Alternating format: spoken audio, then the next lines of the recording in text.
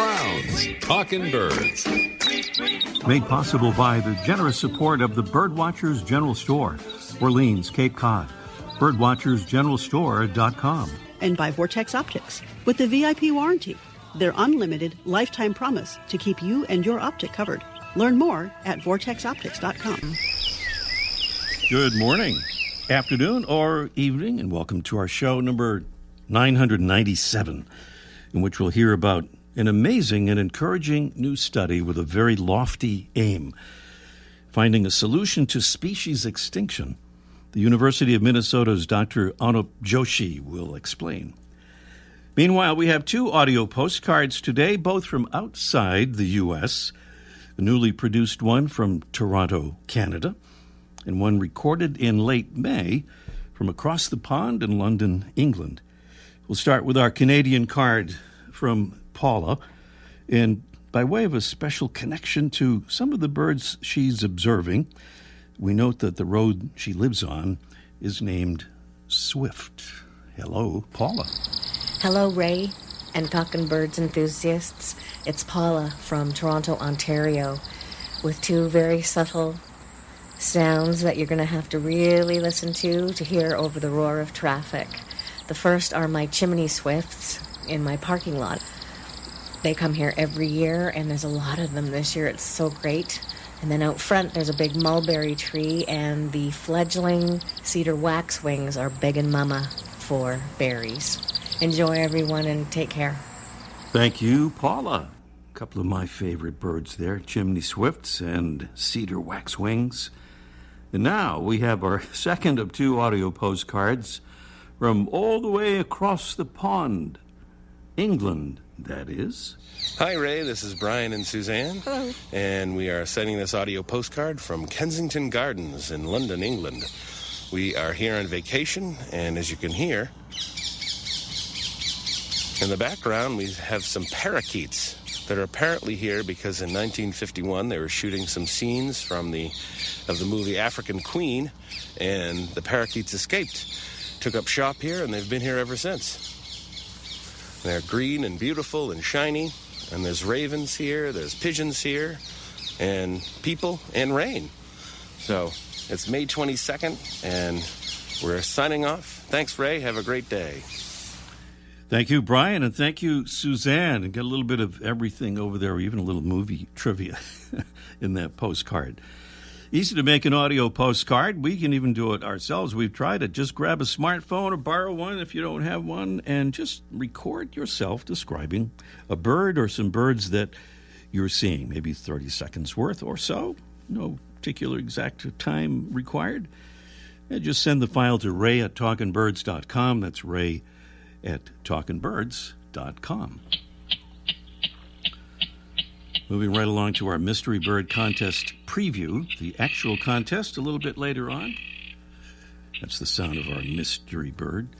Here are some clues to the identity of that bird. It's a medium-sized chicken-like marsh dweller, about 16 inches in length, with a compact body and a short tail, a slightly downward curved orange-based bill, a reddish chest and neck, mottled brown back and wings, and black and white barred sides.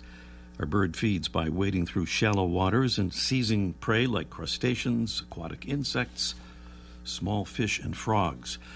That's our mystery bird, and beautiful prizes await. And let me quickly note that if you win our contest today with the right answer or by drawing, you'll be entered automatically in a very special prize package drawing on our 1000th show coming along on August 25th. Today's prizes include the Brome Squirrel Solution 150 feeder, genuinely squirrel-proof and chew-proof as well. And our newest Mystery Bird Contest prize, a one-year subscription to the new birding magazine BWD, founded in 1978 as Birdwatchers Digest. It is back and better than ever, and we have a one-year subscription to the BWD magazine. Here is one of our prizes on the Mystery Bird Contest, coming along just a little bit later on this morning.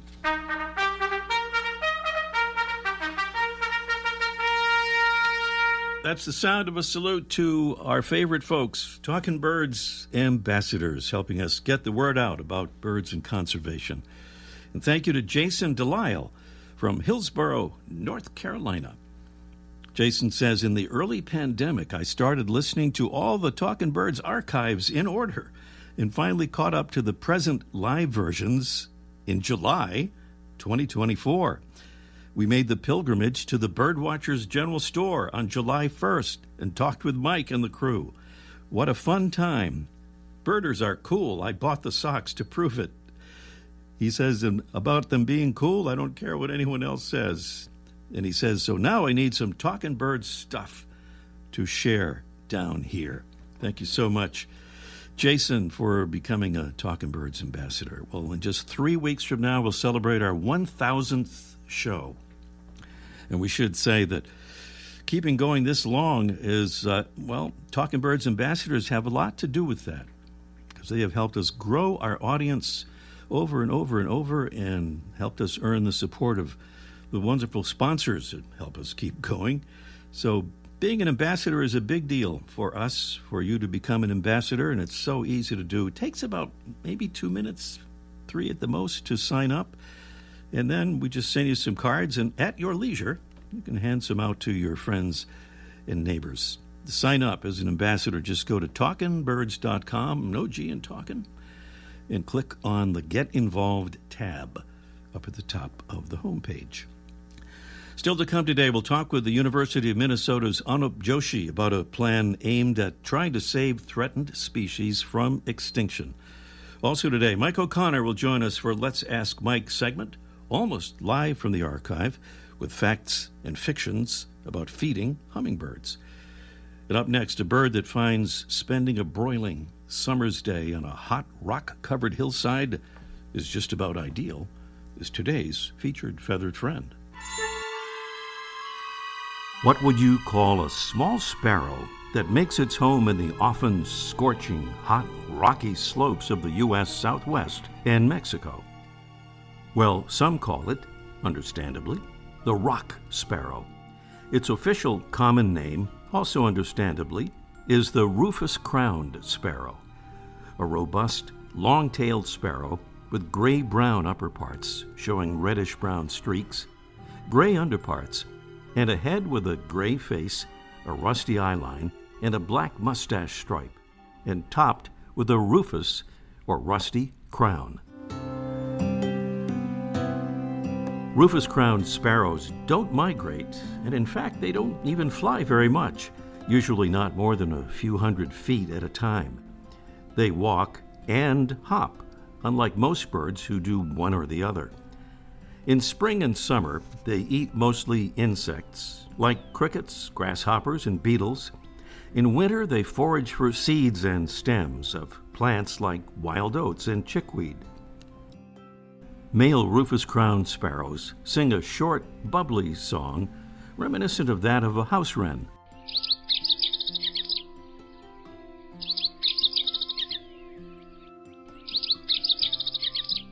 The rufous-crowned sparrow, Spanish name Gingalo coronirufo, scientific name Haemophila ruficeps. Today's Talking Birds featured feathered friend. By the way, the inspiration for choosing this week's featured feathered friend comes from a couple of sweet photos taken by California photographer, birder, conservationist, and Talking Birds ambassador, Andrea C.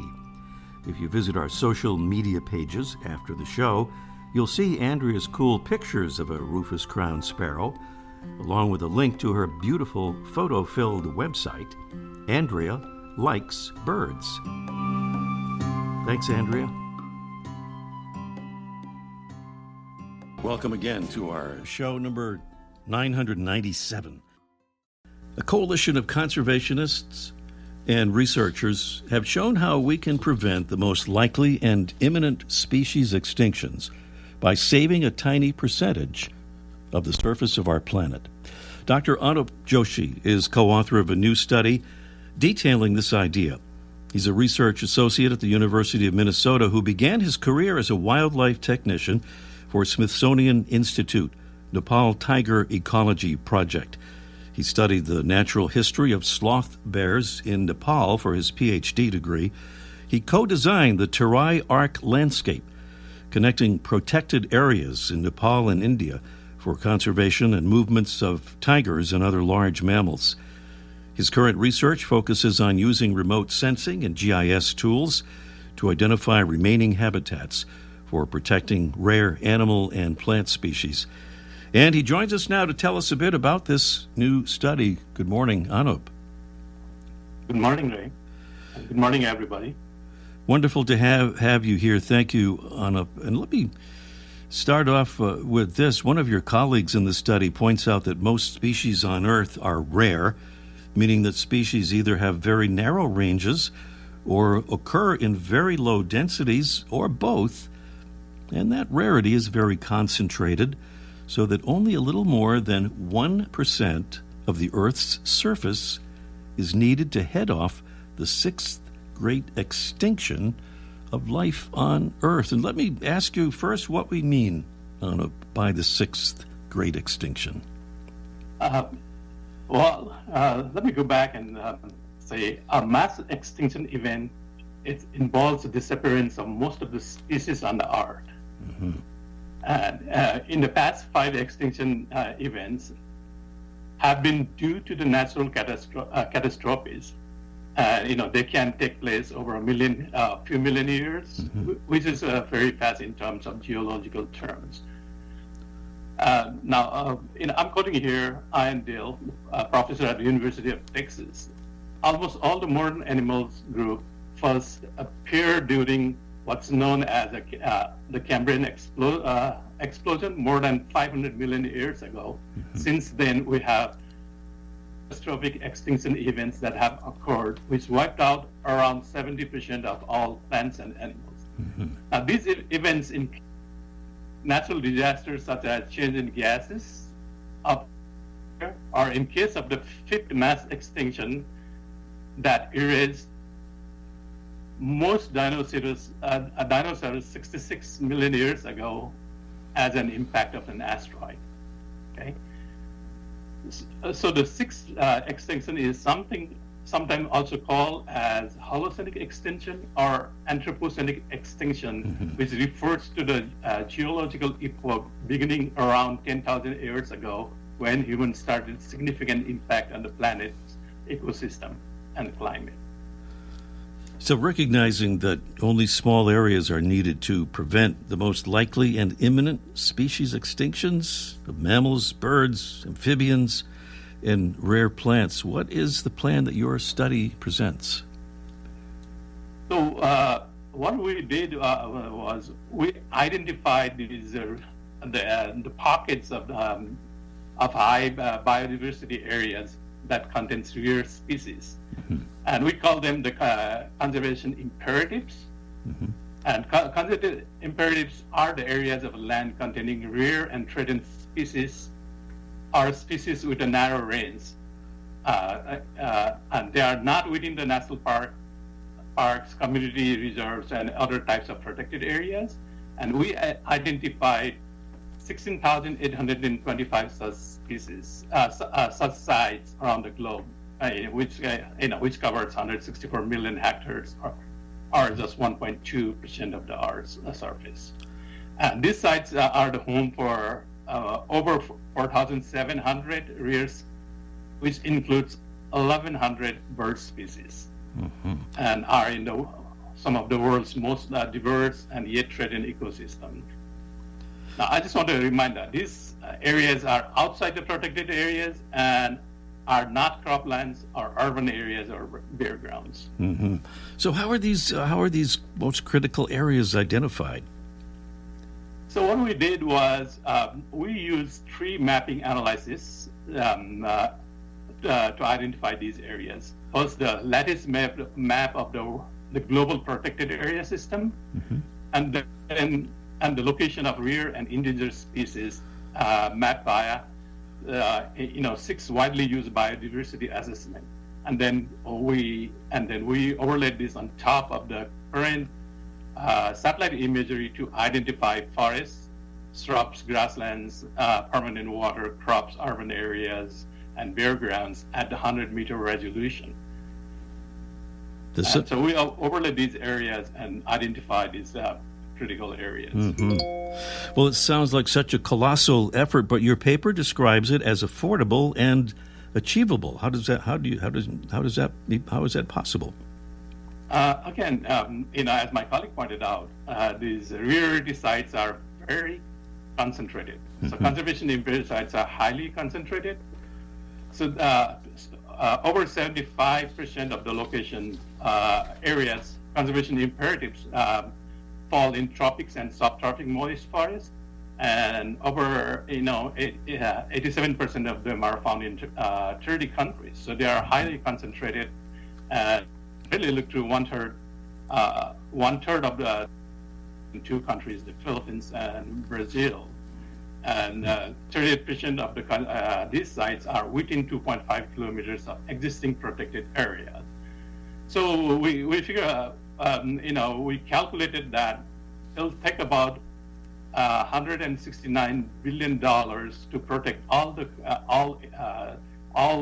15,000. All the sites, 16,825.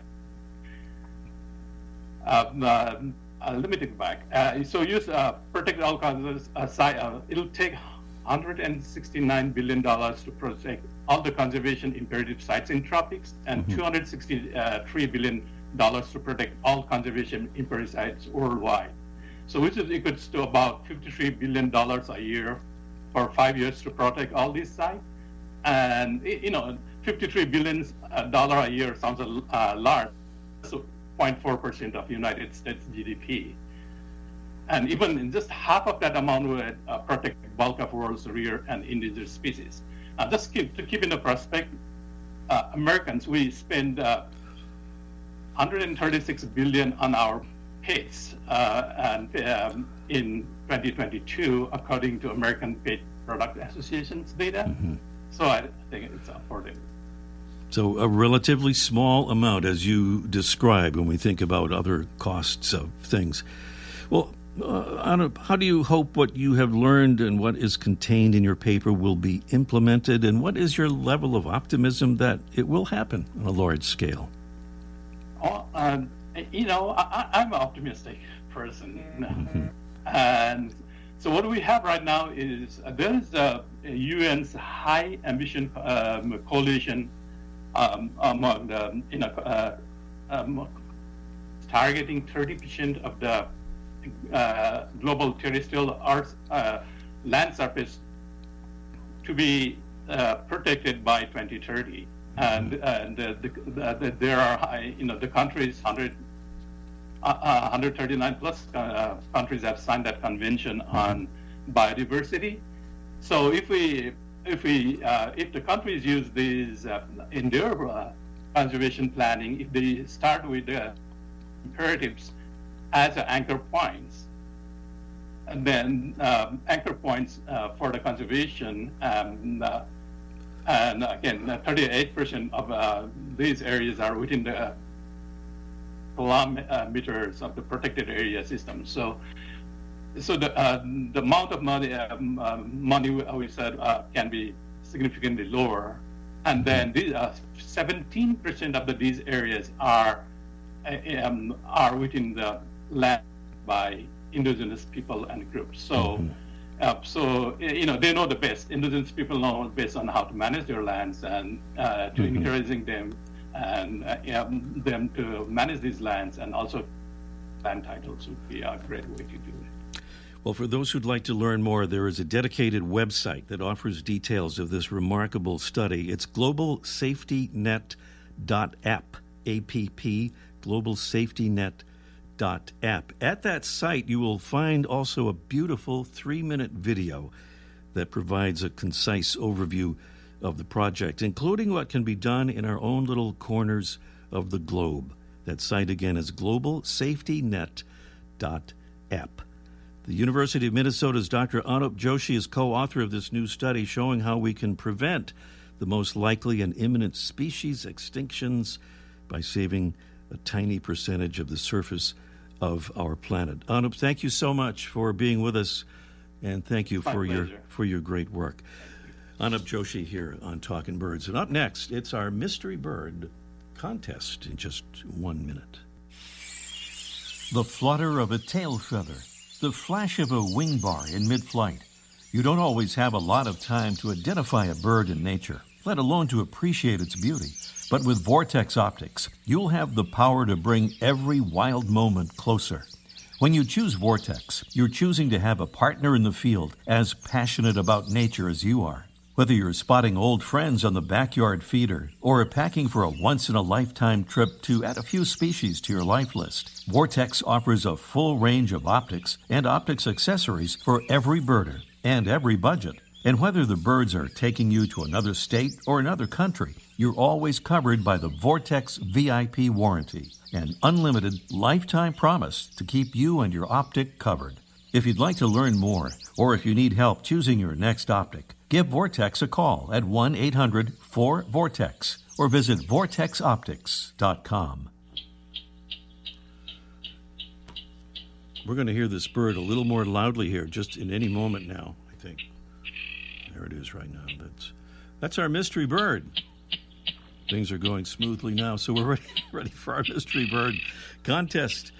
If you missed it earlier, our mystery bird is a medium-sized chicken-like marsh dweller, about 16 inches in length, with a compact body and a short tail, a slightly downward curved orange-based bill, a reddish chest and neck, mottled brown back and wings, black and white barred sides. Our bird feeds by wading through shallow waters and seizing prey like crustaceans, aquatic insects, small fish, and frogs.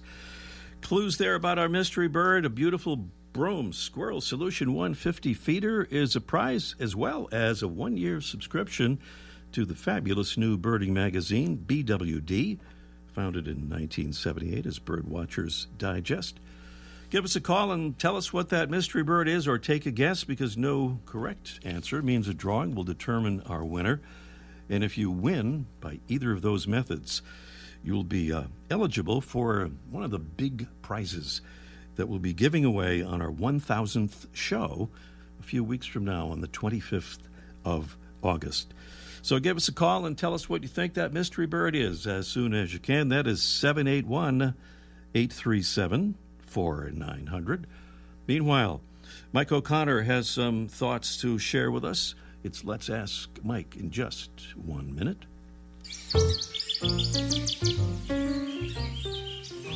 Welcome to a world where bird feeding is enjoyable for both you and your feathered friends. Introducing Squirrel Buster Bird Feeders by Brome. Our innovative feeders are designed to keep squirrels at bay, ensuring that your garden birds get their fair share. And the best part? We offer lifetime care for every feeder, making your purchase worry-free. Transform your garden into a bird paradise and keep it that way forever. Sorry, squirrels, it's just for the birds this time. Visit Brome.com, BROME.com, to discover our full range of Squirrel Buster feeders and join the Brome family today. Brome, where birds come first, and our commitment to you lasts a lifetime. Mike O'Connor down there on beautiful Cape Cod in the famous Birdwatcher's General Store. And I don't know, Mike, I have some notes here that don't seem to be quite right a few times this morning. Is this correct? It said you have brown pelicans nesting in your backyard. Yeah. We sell the nest boxes too. If you want to buy a couple, well, you did have green herons nesting in your backyard. Still got. I did have green herons. Yeah. It was cool. Now the pelicans being spotted, though, not in my backyard. Not in your yard. So that's kind of a treat for this far north. So yeah, everybody's excited about that. Yeah. Anybody heading to Cape Cod? Truro, there on the lower Cape or the outer Cape is where that bird was spotted. But you want to talk about something much smaller this morning. That would be hummingbirds. And I hummingbird, yeah, hummingbird. Go ahead. No, I just talked over you. No, well, we talk over each other. It's only fair. So the idea that maybe there's an alternate thing to feed hummingbirds. I mean, of course, flowers, as you pointed out, is probably the best thing. But at your feeder, or do we just use the sugar and water, or are there other things? Well, there's other things that people talk about, for sure. People don't like white sugar. That's always been bad. So they say, it's not good for people, so they assume it's not good for birds. So they want these alternatives. They're not happy offering birds white sugar, and they get all nervous about that. So they consider these alternatives. But it turns out the alternatives really aren't a better choice. There's that natural sugar, the organic sugar. It's kind of brown. My mother used to use it. My uncle used to call it sand because it was all crunchy and kind of a dull-looking thing. But it turns out that extra brown has molasses on it, which makes it a little sweeter, but it's not good for the birds. Molasses is high in iron content, and the iron is not good for hummingbirds. So even natural organic sugar, which sounds like it should be good, no, don't use that. That's not really good. The other thing is people like honey, delicious honey, which is a good food and it keeps forever. So that's a good thing to offer. They thought maybe would be good for birds. Turns out when you dilute the honey, when you make it weaker to put into your formula for a hummingbird mixture for your feeder, when it's diluted, it forms a fungus. And again, the fungus isn't good for birds. So take honey out. You can eat it when you have a sore throat, but don't put it for the birds because it ends up with a fungus. That's no good.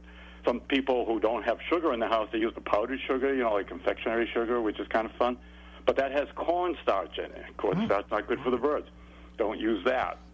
The other thing, maple syrup, which seems like would be a good idea, and it may be because birds in nature will go to a maple tree that's got a wound or a scar, and the maple syrup's dripping out, and they'll drink that. So that's probably okay, although we're not sure what the exact mixture should be. But more importantly is maple syrup costs like $40 a gallon, where white sugar is about 90 cents a pound.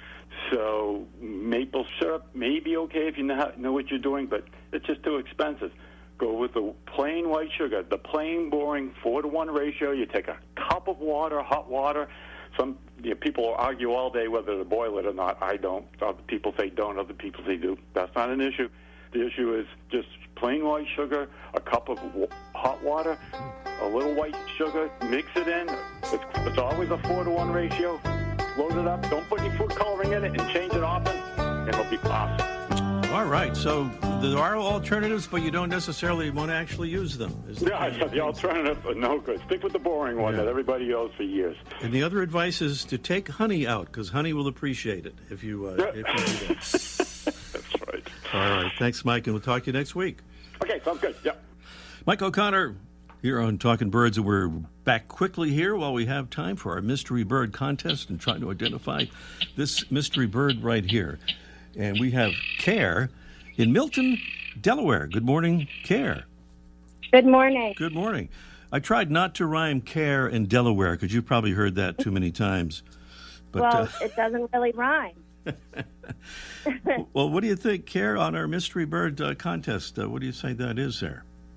I'm going with the clapper rail. The clapper rail. That is one, I really mean a top quality guest there. And I say that because some scientists say the clapper rail is the same species as this mystery bird. There's some controversy about that, I think, still. But let's say if we don't get a correct answer here in a moment, you would be our winner, but we have to take one more call here and see what happens. Okay, of course. All right. Thank you, Care, in Milton, Delaware.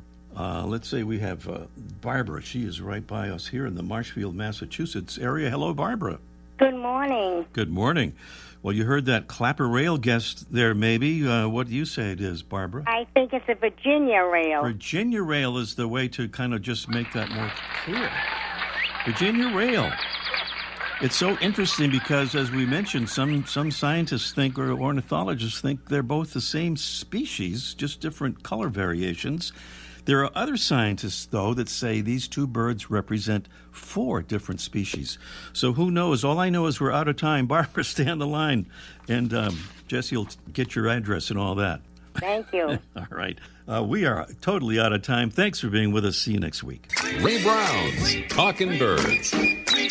Made possible by the generous support of the Birdwatchers General Store, Orleans, Cape Cod. Birdwatchersgeneralstore.com. And by Vortex Optics with the VIP warranty, their unlimited lifetime promise to keep you and your optic covered. Learn more at vortexoptics.com.